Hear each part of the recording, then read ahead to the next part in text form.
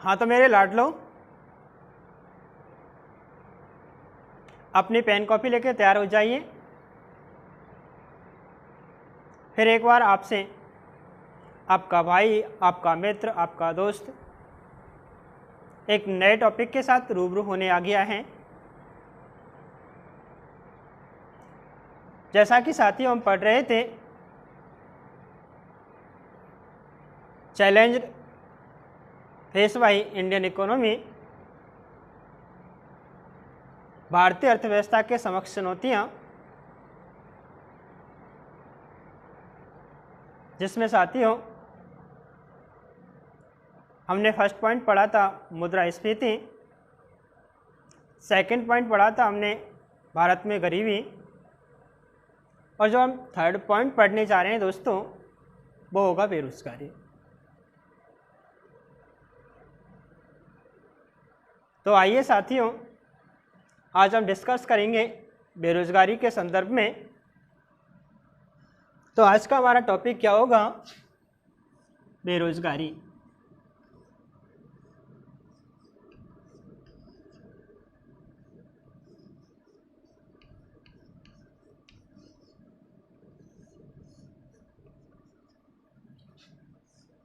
जिसे मेरे भाइयों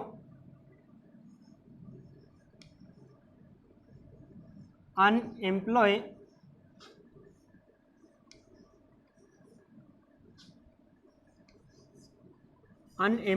कहा जाते हैं।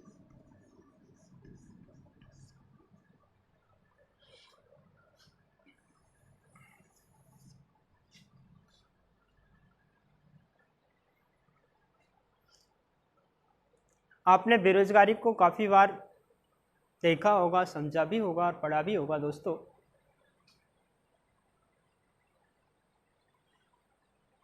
तो भाइयों मैं आपके ज्ञान को और मजबूत करने के लिए मैं आपको बता देता हूं कि बेरोजगारी होती क्या है। वैसे आपको मैं एक बात और बता दूं साथियों, इकोनॉमिक्स में बहुत सारे अर्थशास्त्री पैदा हुए जिन्होंने अपनी अपनी लैंग्वेज में बहुत सारी बेरोजगारी की परिभाषाएं भी दी। बेरोजगारी के बहुत सारे अर्थ निकाले,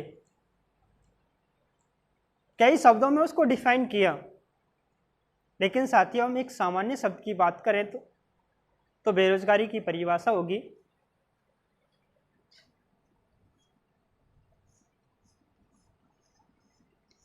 एक ऐसा व्यक्ति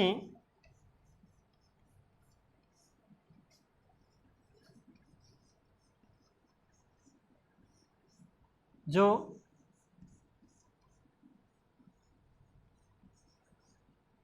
कार्य करने का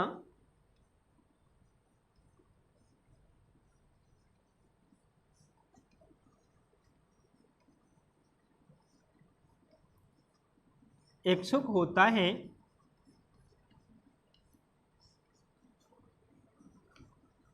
लेकिन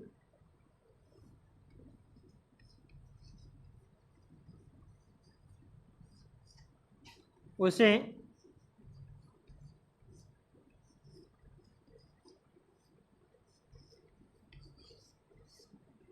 उसकी योग्यता के अकॉर्डिंग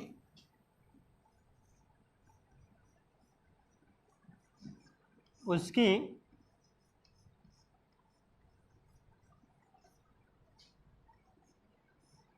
योग्यता के अनुसार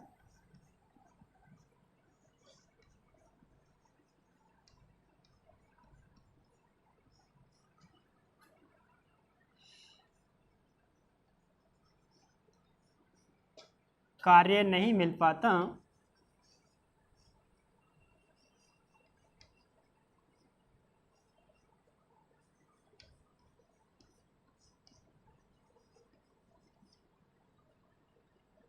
तो साथियों ऐसे व्यक्ति को क्या कहा जाता है?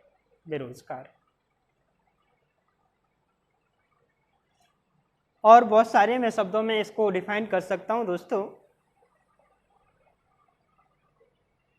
लेकिन हमें ज़रूरत नहीं है, हमारा इतने से भी काम चल रहे हैं। कि कोई एक ऐसा व्यक्ति जो कार्य करने का इच्छुक तो है, बट उसे उसकी योग्यता के अकॉर्डिंग, उसकी क्वालिफिकेशन के अकॉर्डिंग दोस्तों उसे क्या नहीं मिल पाता, कार्य नहीं मिल पाता या रोजगार नहीं मिल पाता। तो ऐसे व्यक्ति को किस श्रेणी में रखा चाहते हैं? बेरोजगारी की श्रेणी में।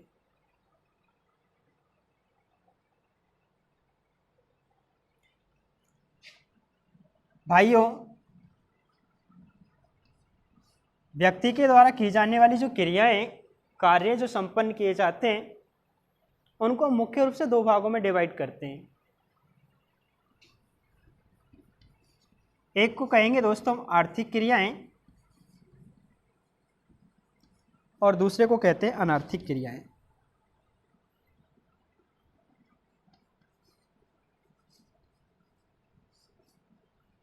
या फिर साथियों हम ऐसे कह सकते हैं गैर आर्थिक क्रियाएं।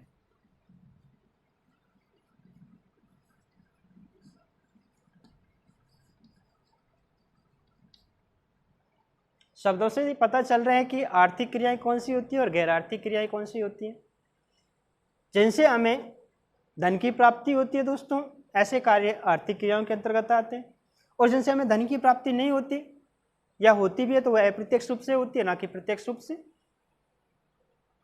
तो कौन सी क्रियाएं हो जाएंगे? अनार्थिक क्रिया। जैसे मैं उदाहरण दूं दोस्तों, हमारे परिवार का एक व्यक्ति बाहर जाके जो कमा के लाते हैं 200, 300, 500 रुपये पर डे जो कमाते हैं, तो इससे हमारा आर्थिक स्तर क्या होता है? डेवलप होता है।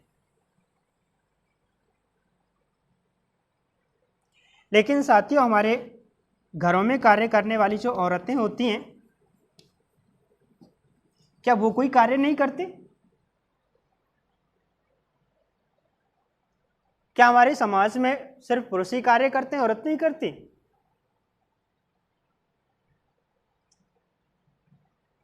हाँ, आपके मन में ये सवाल उठ रहा होगा कि हाँ साहब दोनों करते हैं।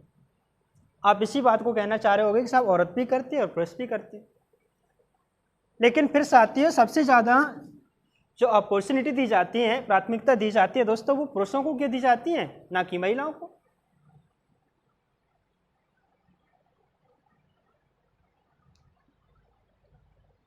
क्योंकि साथियों, जो महिलाओं के द्वारा किया जाने वाला जो अधिकांश कार्य है, उनसे हमारा आर्थिक स्तर मजबूत नहीं होता, या हम कह सकते हैं उनसे हमें धन की प्राप्ति नहीं होती। वो हमें अप्रत्यक्ष रूप से क्या करते हैं? लाभ पहुंचाते हैं। और ये कैसे पहुंचाते हैं दोस्तों? प्रत्यक्ष रूप से।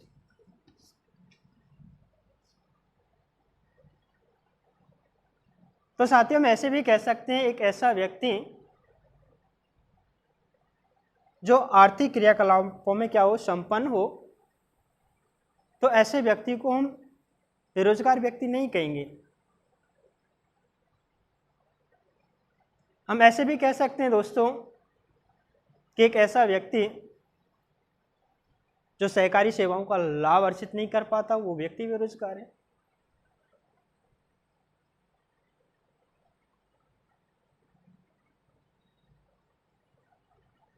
क्या समझे आप साथियों कि जो बेरोजगारी है, वो बेरोजगारी एक ऐसी क्रिया है, एक ऐसी प्रक्रिया है दोस्तों, हमारे समाज की एक ऐसी स्थिति है जिसमें हमारे समाज का सामाजिक और मेरे भाई लोगों आर्थिक दोनों विकास क्या हो जाते हैं? अवरुद्ध।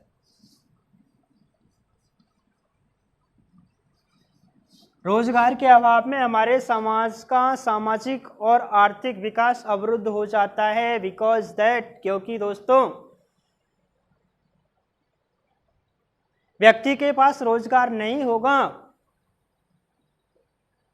व्यक्ति के पास रोजगार नहीं होगा तो वो धन के अभाव में, वो धन के अभाव में अपनी उन योग्यताओं को भी नहीं पहचान पाता जो उसमें मौजूद हैं। वो अपने को एक ठगा हुआ महसूस करता है। किसके अभाव में? धन के अभाव में दोस्तों।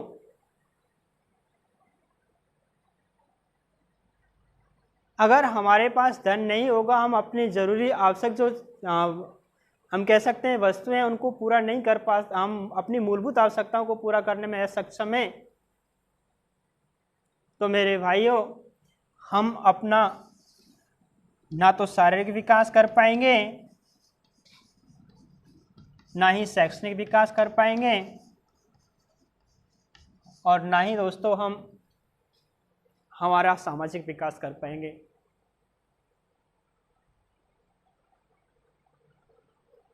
तो मेरे भाइयों इसलिए ज़रूरी हो जाता है कि सबसे पहले हमें हमारे समाज से किसको, बेरोजगारी को क्या करना होगा, समाप्त करना होगा, ताकि हमारा और हमारे देश का क्या हो सके, विकास।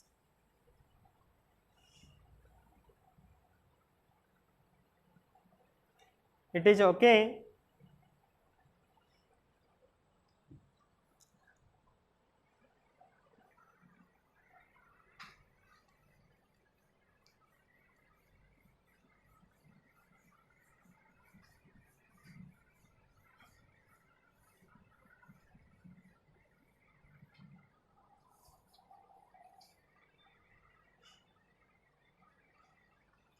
भाइयों अगर हमें बेरोजगारी को अच्छी तरह से समझना है तो हमें कुछ तथ्यों के बारे में, कुछ पहलुओं के बारे में जानना जरूरी होगा।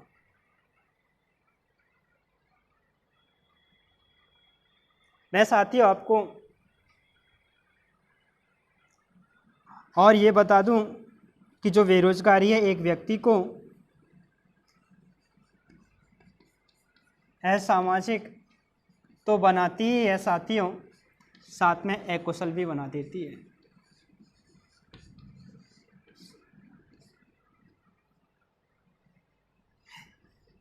और मैं उदाहरण की बात करूं भाइयों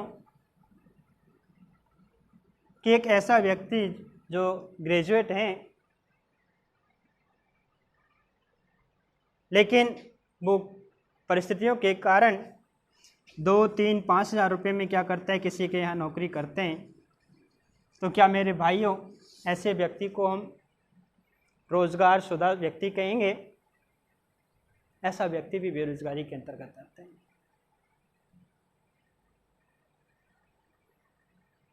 मैं ऐसे कहूं साथियों कि प्रचलित जो मजदूरी दरें उस पर कार्य करने का जो इच्छुक व्यक्ति है, प्रचलित मजदूरी दर पर कार्य करने का जो इच्छुक व्यक्ति है दोस्तों, वो क्या है, रोजगारशुदा व्यक्ति है।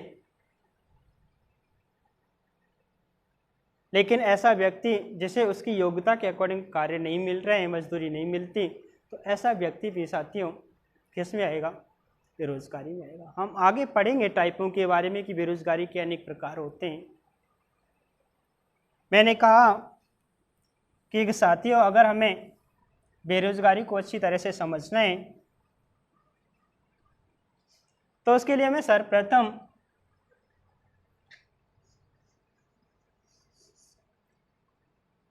श्रम शक्ति के बारे में जानना होगा। किसके बारे में दोस्तों, श्रम शक्ति। सोच रहे होंगे आप कि श्रम शक्ति होती क्या है। तो साथियों ध्यान दीजिए, श्रम शक्ति का तात्पर्य है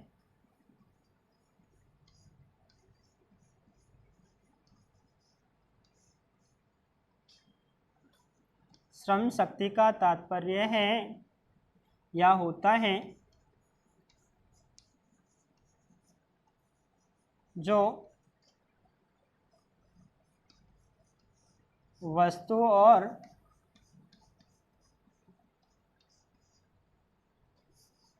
सेवाओं के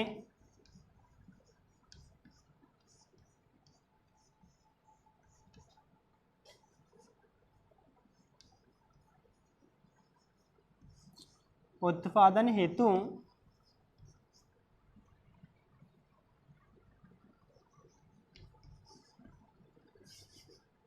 चालू आर्थिक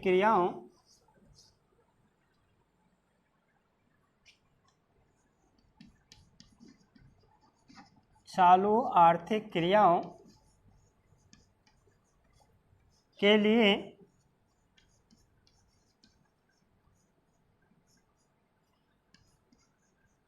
श्रम की आपूर्ति करता है।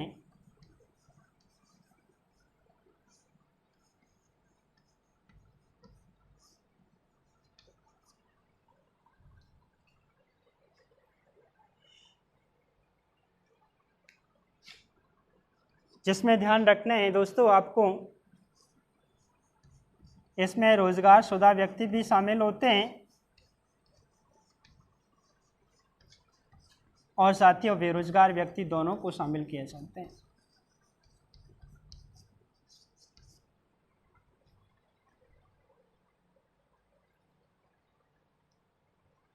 क्या समझे आप दोस्तों? श्रम शक्ति का तात्पर्य किससे होते हैं? ऐसी वस्तुओं से होते हैं। हम कहेंगे दोस्तों श्रम शक्ति का तात्पर्य होते हैं जिसमें वस्तु और सेवाओं के उत्पादन हेतु, किसके लिए? वस्तु और सेवाओं के उत्पादन हेतु चालू आर्थिक क्रियाओं के लिए श्रम की आपूर्ति की जाती है। श्रम की आपूर्ति करने वाली जो हमारे पास श्रम शक्ति होती है, हम कह सकते हैं श्रम की आपूर्ति करने के लिए जो हमारे पास जनसंख्या है, उस जनसंख्या को हम क्या कहेंगे मेरे भाइयों? श्रम शक्ति कहेंगे। ध्यान विशेषकर आपको इसमें ये रखना है कि जिसमें रोजगार शुदा व्यक्तियों को भी शामिल किया जाता है और बेरोजगार दोनों को शामिल किया जाता है।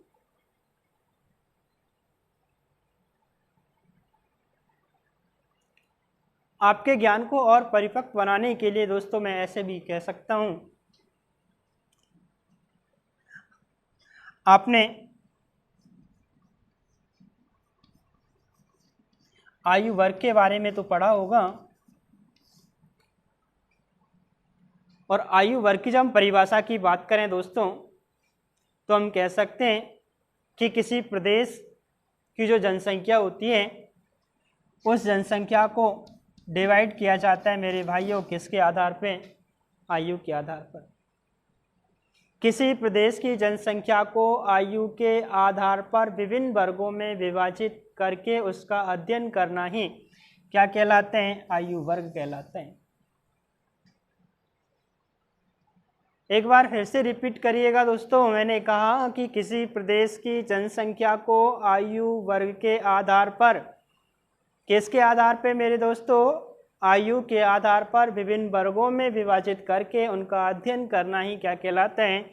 आयु वर्ग कहलाते हैं। बहुत सारे भूगोलवेत्ता पैदा हुए जिन्होंने आयु वर्ग को परिभाषित किया। किसी ने 4 वर्गों में बांटा, किसी ने 5 में बांटा, किसी ने 3 में बांटा। लेकिन मैं एक सामान्य वर्ग की बात कर रहा हूं दोस्तों, इतना गहन बात नहीं कर रहा हूं। एक सामान्य हम विभाजन की बात करें तो सामान्य रूप से आयु वर्ग को 3 वर्गों में विभाजित किया गया। किसके आधार पे? आयु के आधार पर, जिसमें 0 से 14, 15 से 64 की बात कर लें और उसके बाद 64 से अधिक। गौर फरमाइएगा साथियों, आयु वर्ग को सामान्यतः कितने भागों में? 3 भागों में मैं बात करूं 0 से 14 जिसे बाल आयु वर्ग कहा जाते हैं। उसके बाद मैं बात करूं दोस्तों 15 से 64। कहीं कहीं इसका अध्ययन ऐसे भी मिलता है हमें 15 से लेके 59 तक। 15 से 59 भी मिल सकता है आपको, 15 से 64 भी मिल सकते हैं। इसे कहते हैं प्रौढ़ आयु वर्ग। और उसके बाद 64 से अधिक या 60 से अधिक जिसे कहते हैं हम दोस्तों वृद्ध आयु वर्ग। समझ में आया आपको कौन सा वर्ग हुआ ये? बाल आयु वर्ग। ये कौन सा हुआ दोस्तों? प्रौढ़ आयु वर्ग। ये कौन सा हुआ मेरे भाइयों? वृद्ध आयु वर्ग।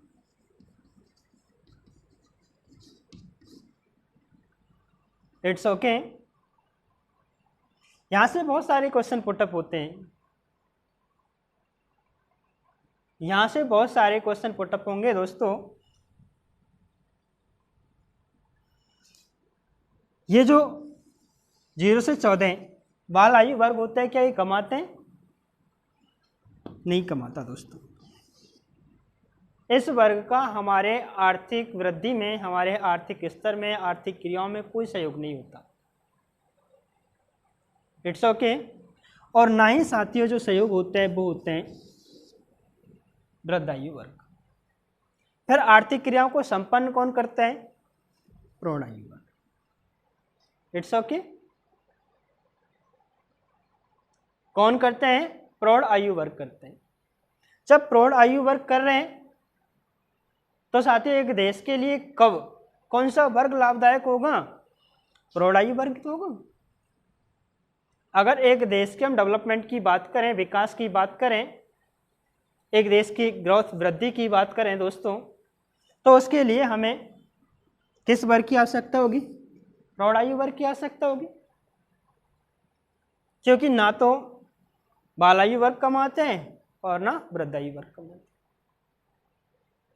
तो साथियों किसी भी प्रदेश में, हमारे देश की बात नहीं कर रहा हूं मैं, किसी भी प्रदेश की बात कर लें, किसी भी देश की बात कर लें, किसी भी कंट्री की बात करें, तो सभी कंट्रियों के लिए जो सबसे ज़्यादा महत्वपूर्ण जो लाभदायक होते हैं दोस्तों वो होते हैं प्रौढ़ आयु वर्ग। या मैं ऐसे कहूँ कि एक देश का जो विकास है, आर्थिक विकास, वो वहाँ के प्रौढ़ आयु वर्ग पर क्या होता है? डिपेंड। लेकिन साथियों इनको रोजगार मिलना चाहिए,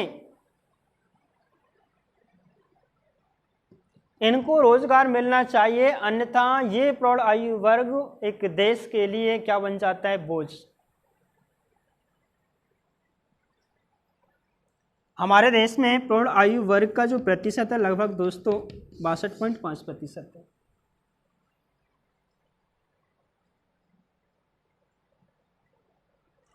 मैं ऐसे कहूँ एग्जाम्पल की दृष्टि से, माना कि हमारे देश की जो आबादी है वो 1 करोड़ है, तो मेरे भाइयों 62.5 लाख जो व्यक्ति हैं वो कौन से वर्ग के अंतर्गत आ रहे हैं? प्रौढ़ आयु वर्ग के अंतर्गत आ रहे हैं। लेकिन इस 62.5 लाख में से हमारे पास 42.5 लाख व्यक्तियों के पास ही रोजगार है, अन्य व्यक्तियों के पास रोजगार नहीं है। कितने बचे हमारे पास? 20 लाख व्यक्ति ऐसे बचे जो कैसे हैं? बेरोजगार।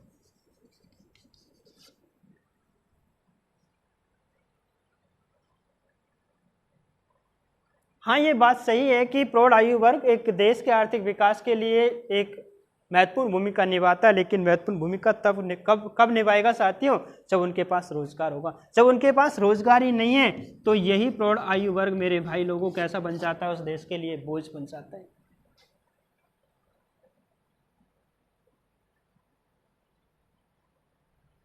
तो मैं जो समझाना चाह रहा था दोस्तों, मैं समझाना चाह रहा था आपको इनके माध्यम से कि इस जनसंख्या को जो 15 से 64 के मध्य आती है, इस जनसंख्या को कार्य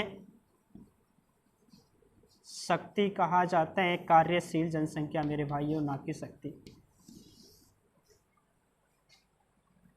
इस जनसंख्या को कार्यशील जनसंख्या कहा जाता है। लेकिन एक वर्ड और हम उपयोग करेंगे दोस्तों, कार्यशक्ति। इस कार्यशक्ति और कार्यशील इन दोनों में अंतर है दोस्तों। कार्यशील जनसंख्या टोटल जनसंख्या को कहते हैं, या मैं कहूं कि एक देश की जो श्रम शक्ति है उस श्रम शक्ति को हम क्या कह सकते हैं दोस्तों? कार्यशील जनसंख्या कह सकते हैं। लेकिन कार्य शक्ति को हम कार्यशील नहीं कह सकते। गौर फरमाइएगा साथियों, मैंने कहा कि एक प्रदेश की जो 15 से 64 मध्य जो आयु वर्ग की जो जनसंख्या होती है, उस टोटल जनसंख्या को, जिसमें कुछ व्यक्तियों के पास रोजगार होता है, कुछ व्यक्तियों के पास रोजगार नहीं होता, इस टोटल जनसंख्या को कहा जाता है कार्यशील जनसंख्या। क्या कहा जाता है? कार्यशील जनसंख्या कहा जाता है। और कार्यशील जनसंख्या को ही मैं कह रहा हूं कि इस कार्यशील जनसंख्या को हम किसके नाम से जान सकते हैं? कार्यशक्ति के नाम से। कार्यशक्ति में यही तो पढ़ा हमने। कार्यशक्ति में क्या पढ़ा कि श्रम शक्ति का तात्पर्य होता है जो वस्तु और सेवाओं के उत्पादन हेतु जो वस्तु और सेवाओं के उत्पादन हेतु चालू आर्थिक क्रियाओं के लिए श्रम की क्या करती हो, आपूर्ति करती हो, जिसमें रोजगारशुदा भी व्यक्ति शामिल होते हैं और बेरोजगार व्यक्ति भी शामिल होते हैं। तो साथियों मैं कह सकता हूं कि श्रम जो शक्ति है उस श्रम शक्ति को हम क्या कहेंगे, कार्यशील जनसंख्या, ना कि कार्य शक्ति कहेंगे। कार्य शक्ति और कार्यशील दोनों क्या है, डिफरेंस है, अलग अलग है दोस्तों।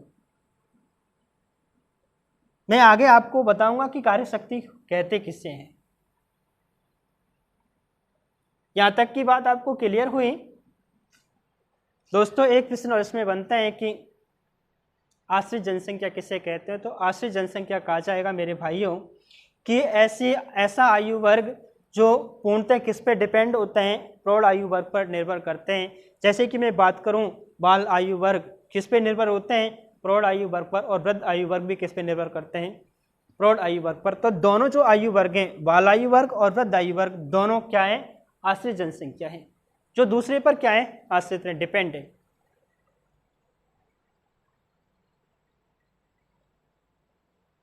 इट्स ओके, इट्स ओके, समझ में आया नहीं आया, हाँ ना में जवाब दीजिए साथियों कमेंट में। आपके सामने कमेंट बॉक्स है, आप चाहें जैसा उसमें कमेंट टाइप कर सकते हैं, हाँ ना, आपको आज़ादी है। मैं आशा करूँगा कि आपको समझ में आया होगा। तो आगे मैं जो बात करूँगा मेरे भाइयों वो करूँगा कार्य शक्ति के बारे में।